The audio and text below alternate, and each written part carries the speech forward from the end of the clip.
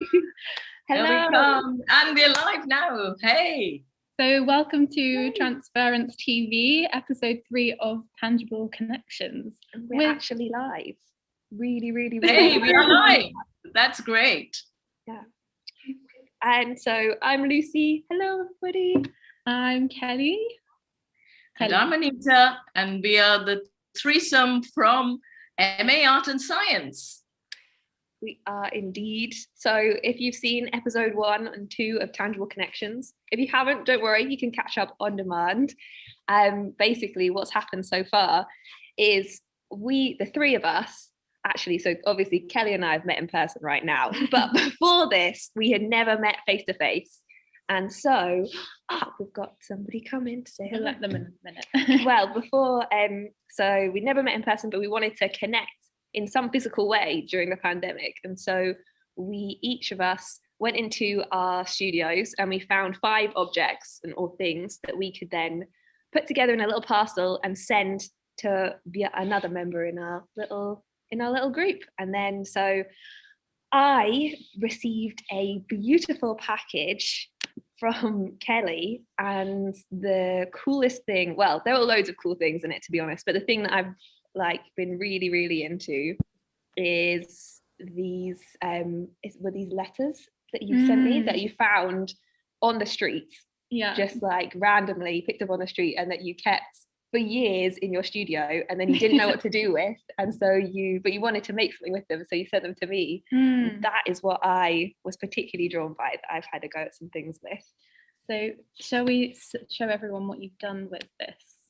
Yes, and so we will be revealing in due course what we've been doing, what inspired us. Yes. So I'll reveal now, Lucy. So we've just spoken about a letter, so we're talking about a paper letter, and this is what Lucy did with it. This is what I did with it, and also with the letter that Kelly wrote me in the along with the little parcel, and also with the train ticket that you sent me as well, because I thought they've each got all these different stories attached to them. This random letter from the street, and then this letter that's very personal, and then this train ticket from one of your first trips to uni here.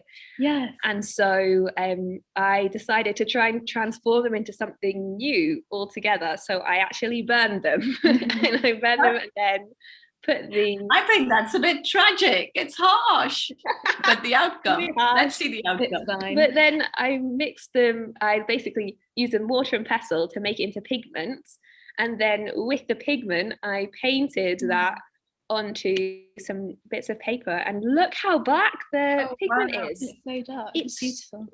I was so surprised. Lucy, that's beautiful. Thank you. That is lovely. That's stunning. I love the depth of the black. It's really black, and it's just normal. It's just I say it's normal ash. It's ash from this very special letter that I got sent. Religious letter ash. What did have religious connotations in it? Yeah. So that was, and the drawings are quite small. You can see them here, but you could mix it with water and I mixed it with the binding agent, an agent, and then to make it into a paint. Wow, that was very scientific, Lucy. Thank you very much. It is art and science. What can I say? Yeah, very well. And so what have you painted here? These are, this is a view from my house, or from my imagination, really. This is a tree that grows outside my house, and the mountain in the background. That's actually Folkestone and Dover, I think, over there. Wow. And then this is a really awesome tree that I saw on a walk in the woods, and this is my dog. And I've been doing these really tiny drawings just to experiment with, but I was so excited by the colours, and not the colours, but by the depth of the tones. I was so shocked that you could do that yourself. And then I thought it was so cool how it was transferring and transforming this meaning of these letters, and then I could use it in this totally different way, but it still had these connections. And then so that's what I've done so far with what Kelly has sent me. And then I sent things to Anita. So Anita, what did you do? So we'll show you first picture. I love the twigs, Kelly. If we can get to the twigs. Yes, just when I opened the envelope, this was a lovely surprise, and I asked Lucy, what are these twigs? Tell me a little bit about them. Where have they come from? And Lucy, you said they were from a willow tree in your garden. So it just kept me thinking. I wanted to connect with the willow tree. And I walked down to the river. And this is the willow on my riverbank, which I love. And I took photographs of it. I heard the wind whispering in the leaves. I saw the reflection in the water. And I was inspired. I came home. I thought I would do a painting. However, something else happened. I had ideas, poems were flooding through my mind. And then I started looking up the poems I knew about willow trees, references to them by Shakespeare and Twelfth Night, etc., etc. And I came upon this beautiful quotation from Richard Dawkins. And you see, I did that drawing of the willow leaves. And then I found these beautiful lines. Can I read them to you? Absolutely. Yeah. So so here we are. It's this lovely verse by Richard Dawkins. It's raining DNA outside. On the bank of the Oxford Canal, at the bottom of my garden, is a large willow tree. And it's pumping downy seeds into the air, spreading DNA, whose coded characters spell out specific instructions for building willow trees that will shed a new generation of downy seeds. It's raining instructions. It's raining programs. It's raining tree growing. That is not a metaphor. It is the plain truth. So thank you, Lucy, for those twigs. See what it inspired me to do. And you wrote so beautifully, Anita, as well. And that's the art, and I love poetry. And this is the art and science connection and our tangible connections. I would have normally have painted a willow tree, but it took me to looking up verses and poetry. And this bit that I read out was from The Blind Watchmaker, 1986. Probably a novel written by Richard Dawkins. We didn't know he was so poetic, did we? So it took you on a journey, it took you on a walk, and you learned something new? Absolutely. That was a lovely journey.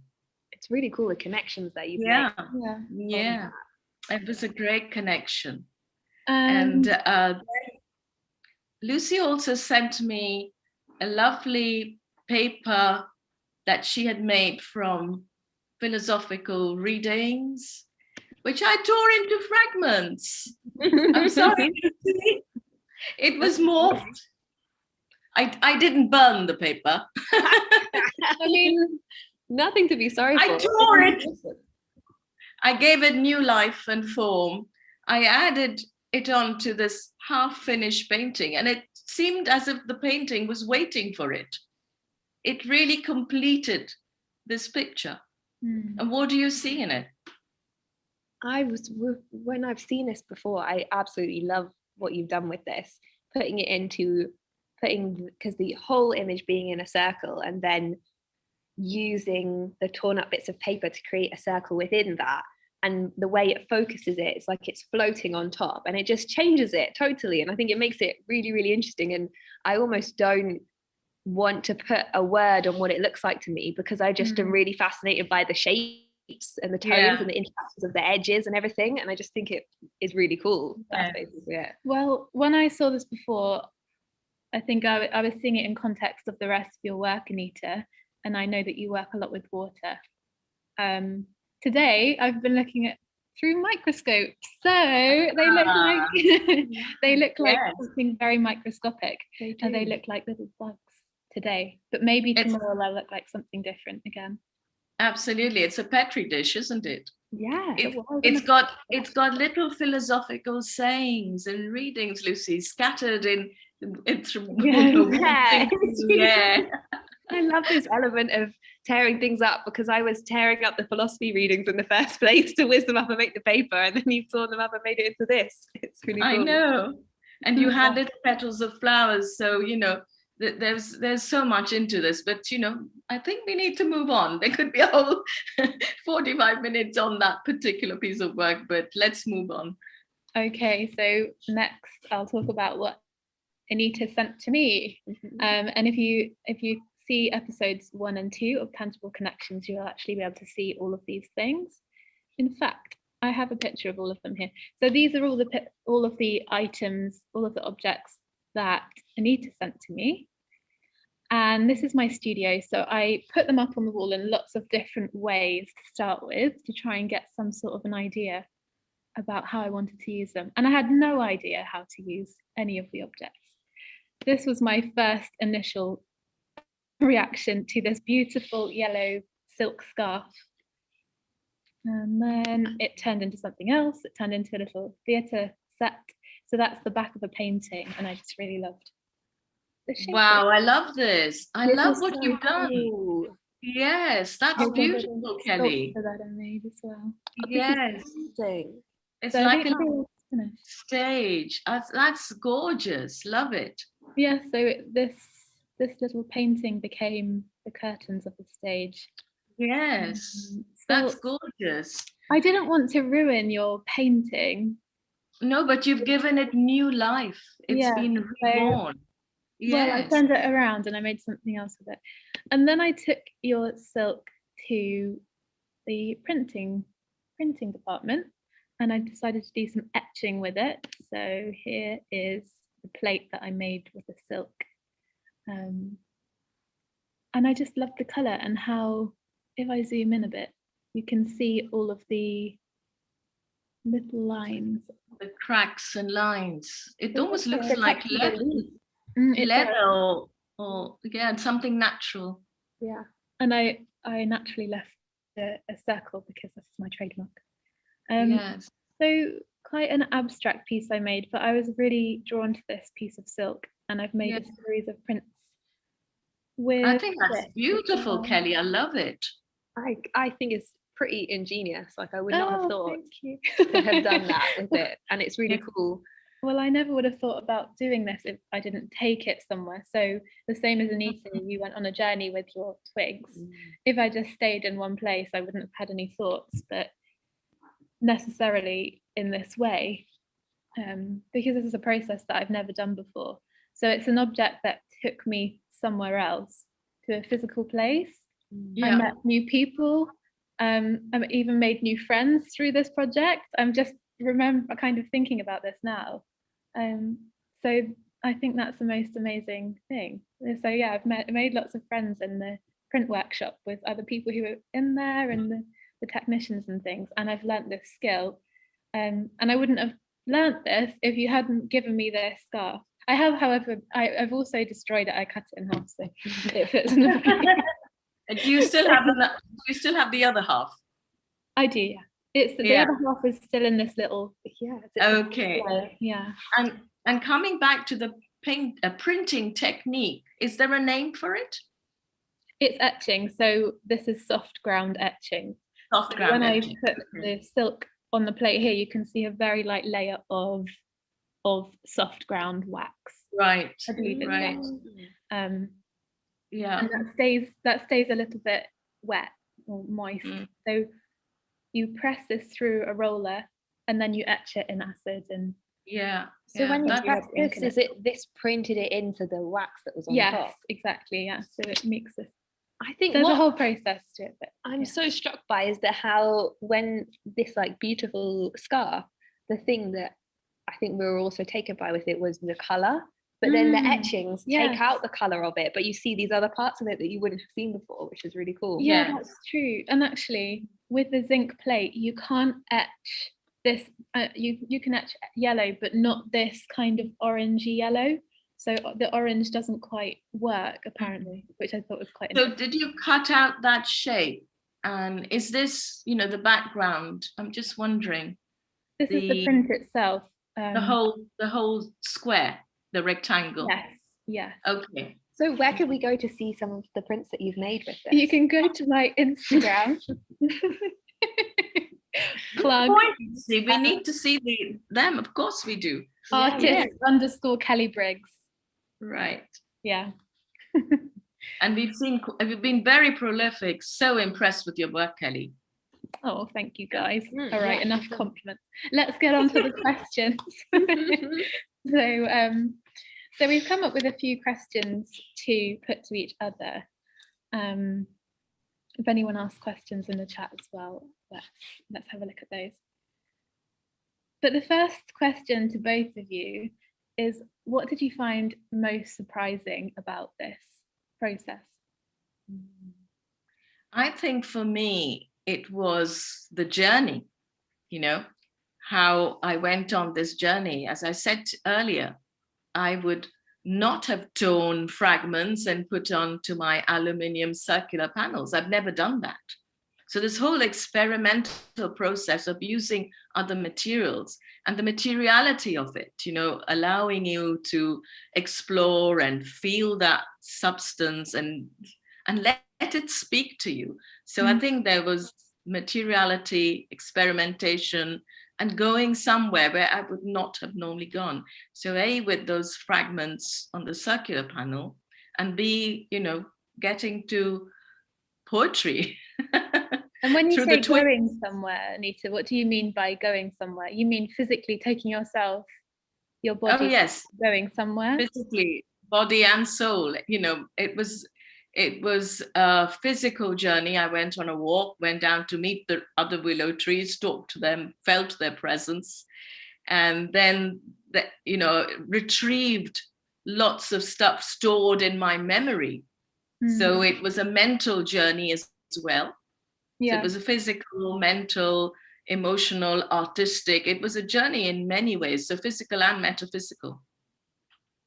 That's really awesome. What about you, Lucy? And then making and trying out different things, ruining some and then learning and to keep on trying, I did, there were some other bits of paper you sent me, Lucy, which I ruined. Which is awesome. The whole thing is sending something to somebody else and then having to be able to completely let go of what happens to it. Yes. And when you receive it, being able to completely let go of whatever you're going to do with it from then. So there's no option that's limited, and you can just it's all taken us in places that we didn't see going at all. So for me, the most surprising thing is definitely discovering this new texture and medium that you can get so easily from this ash. It just wouldn't have occurred to me that, I would have thought it would have come out totally different to that. I never would have thought it would come out in that way and get that depth of tone and everything. And that just was really surprising, this whole new skill now that I can try making. And now we could try it as well. You've taught us a new way. Now you can all do it. You can do. But where did you get this idea from? I actually got that from my mum. Whenever there's whenever there's something that is particularly old or has a strong feeling about it, but you want to transform it in some way, then I think burning something can be kind of like a release, or it is a transformation in some ways. I mean, at the basic chemical level, it's a huge transformation of energy. Exactly, like a transformation of energy. So I just think that's an interesting idea to use that with stories as well, and with the idea of coming from this particular story. We never met the people who wrote this letter, we probably never will meet them. No idea what it was, but it's got this big history and story through it, and I thought it needed a transformation of some kind. And that's where the burning came in, definitely. And then I was so happy that it wasn't just burning it for no reason, but more for what the leftover embers could be used for to make something new. When you think about burning something, it's often on a fireplace or somewhere where you think it's disappearing, but if you just burn it, in a tin or something, I mean, maybe you don't think of it as disappearing, but you don't always keep this discarded ash. So what yes, it's like you have, in fact, if we are taking it to another level of cremating and burning bodies, people keep the ash in an urn, don't they? They do. And they believe in rebirth and the soul being released, so a new life. Or sometimes also they scatter them around in different places, and then that'll go down That's true. and Yeah. the roots of a tree or something like that as well, which I think good. Yeah, that's what an incredible journey. What did I you think find that's the thing. What about Kelly? What about you? So is there anything new that you did as a result of this?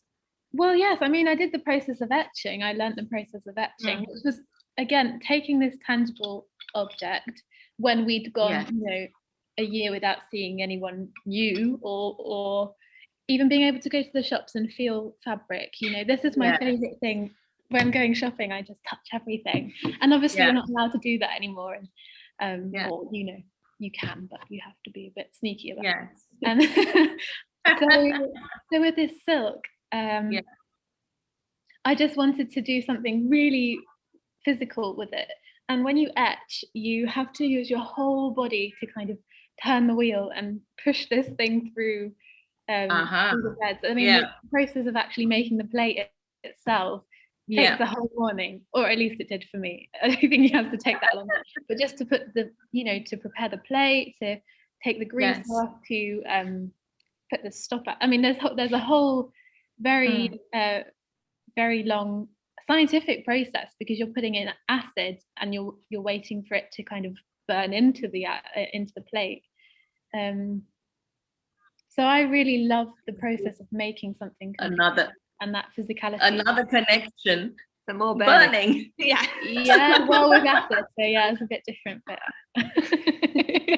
so we all like burning things and ripping things up and destroying things. And ripping things up, but giving them new life. I mean, that's what it's something new with it.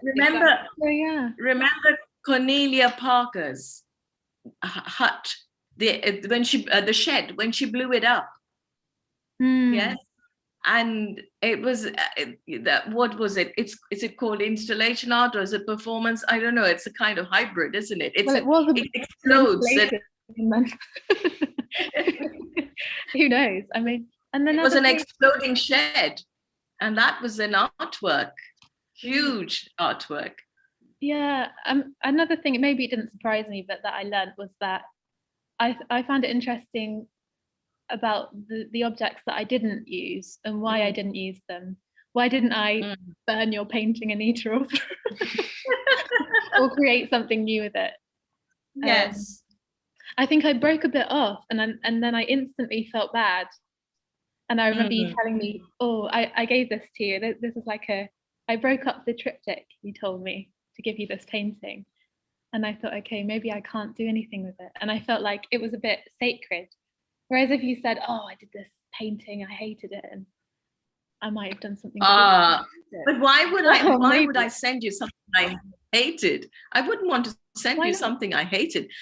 It was special because I broke it up, and that means I'm giving you permission to break it further, So we have the liberty, the freedom to do what we want. And if it means giving it new shape, new form, that's your artistic expression of it.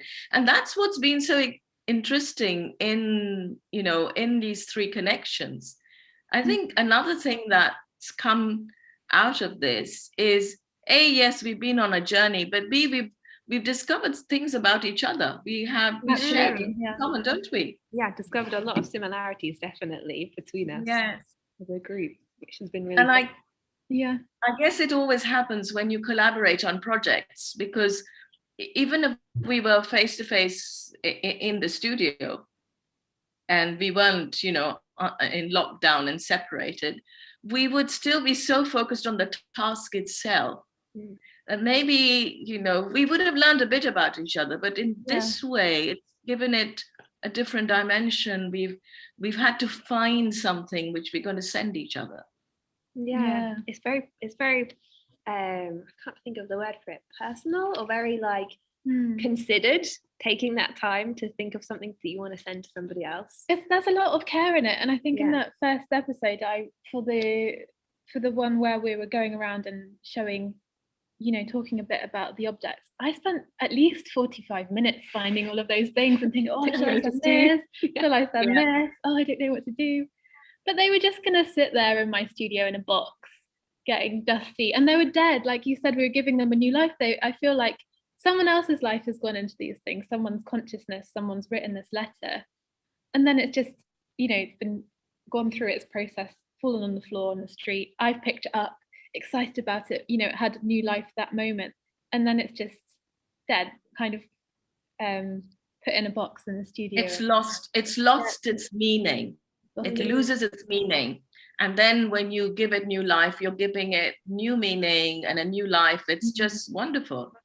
So so Steve has a question in the chat, and I think it's a really interesting one for the end, actually, when we're thinking about what we could do next with this project. So he says, I've really loved watching you go through this whole experiment together. Would you consider repeating it with more people on the MA Art and Science course, or other courses, or anyone really? And could it be expanded to include more people?